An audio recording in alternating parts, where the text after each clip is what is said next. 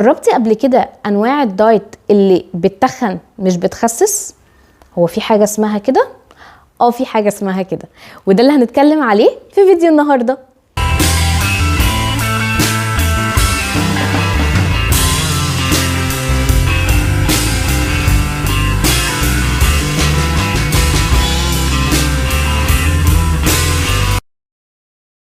اهلا بيكي، معاكي دكتور نورهان لطفي، اخصائيه التغذيه الحدسيه ضد الدايت، واللي عن طريقها بعلمك ازاي تقدري تعيشي حياه متوازنه صحيه بدون اي دايت وبدون حرمان وبدون شراهه في نفس الوقت، ولكن بدون اي دايت.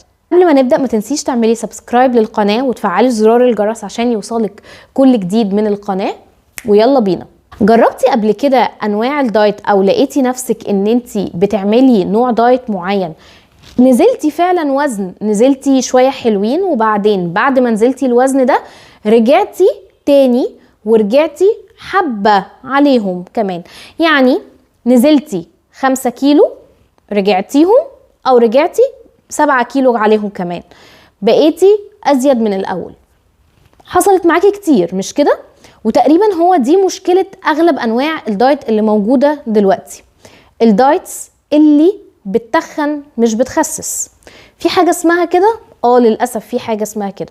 طيب أشكال الدايتس ايه اللي بتتخن مش بتخسس؟ خلينا هنقول شوية صفات موجودة فيهم الأنواع الدايتس دي اللي محتاجة ان انتي، هو كده كده انتي محتاجة تبطلي دايت أساسا، بس على الأقل ابعدي عن أنواع الدايتس دي.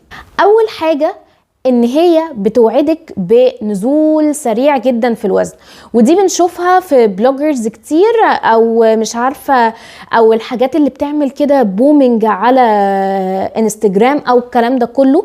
هتلاقي ان دايما بيتكلم او بتقولك ايه، ان اخسري 3 كيلو من وزنك او 4 كيلو من وزنك في خلال اسبوع، او الدايت اللي هينزلك 3 كيلو، الدايت السحري، الدايت اللي مش عارف ايه، الدايت اللي هينزلك 10 كيلو خلال اسبوعين، الدايت اللي تلحقي تعمليه قبل رمضان، الدايت اللي تلحقي تعمليه في اخر اسبوع من رمضان، الدايت اللي تعمليه قبل مناسبة، الدايت المناسبات، الكلام ده كله. هتلاقي دايما ان هو بيوعدك بارقام كبيرة جدا محتاجة ان انتي تنزليها في وقت قصير، ولكن للأسف كل الارقام اللي بتنزل دي بتبقى مجرد شوية مية وشوية عضل، وقت ما بينزلوا خلاص كده بالسلامة، واول ما بترجعي تاكلي تاني هترجع كل الكلام ده تاني. دي اول نقطة.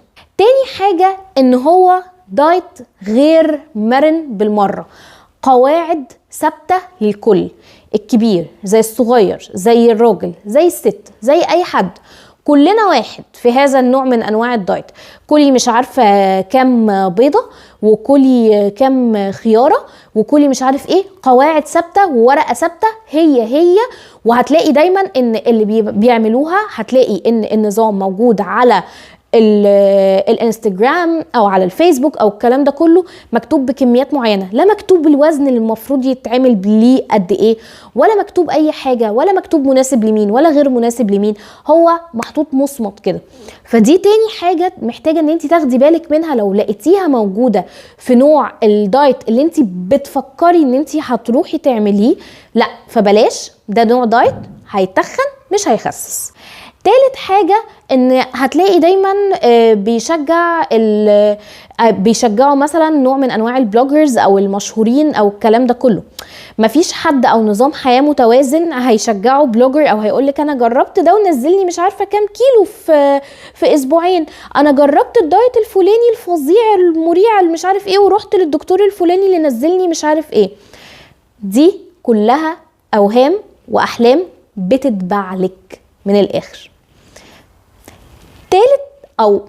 رابع حاجة بقى، خلينا نقول ان هو نوع الدايت اللي بيتكتب لك ورقة دايما معاه بليستة ادوية، شوية ادوية، شوية فيتامينات، حقن ما يضرش، الحاجات دي بتلاقي شوية كده ادوية مساعدة، يقولك حاجة بتساعدك، او شوية فيتامينات علشان ما تقعيش مننا. وهو المفروض ان النوع الدايت او طريقة الاكل اللي انا هاكلها المفروض ان هي تأذي صحتي لدرجة ان هي توقعني من طولي.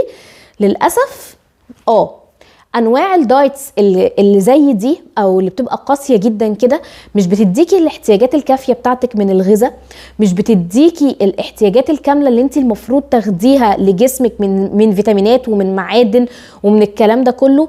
بيديكي معاهم ادويه عوامل مساعده، سواء فيتامينات علشان تعوض البلاوي اللي بتروح منك، سواء ادويه مساعده.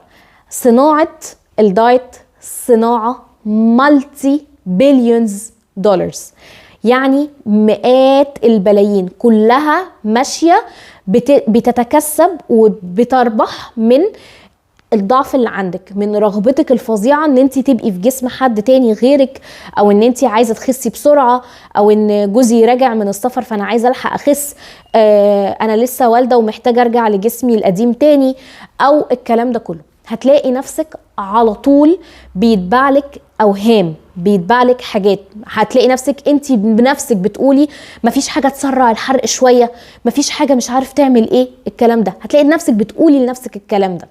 يبقى دي تاني حاجه، او حاجات كتير، ارقام كتير.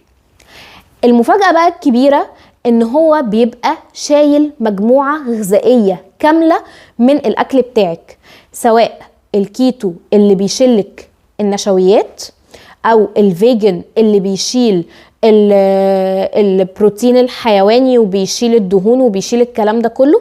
وسبحان الله الاتنين يقولك ان ده احسن دايت في الدنيا، وخناقات رهيبة في مؤتمرات وفي دراسات ومش عارف ايه والكلام ده كله ان ده احسن دايت في الدنيا.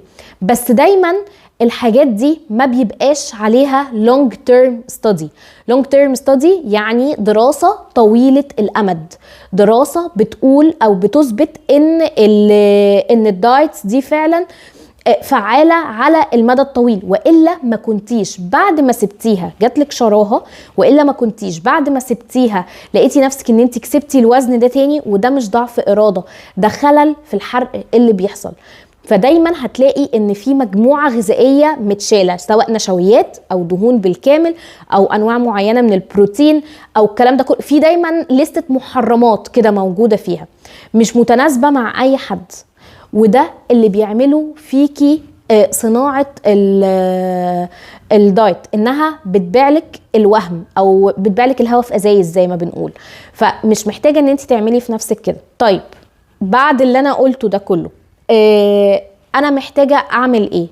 محتاجة ارجع للفطرة بتاعتي، وده اللي بيدل ان التغذية الحدسية هي الوسيلة اللي هترجعك للفطرة بتاعتك، لان التغذية الحدسية هتساعدك ان انتي تخليكي على طول اكلك متوازن، بتاكلي بوعي اللي اتكلمنا عليه في الفيديو اللي فات.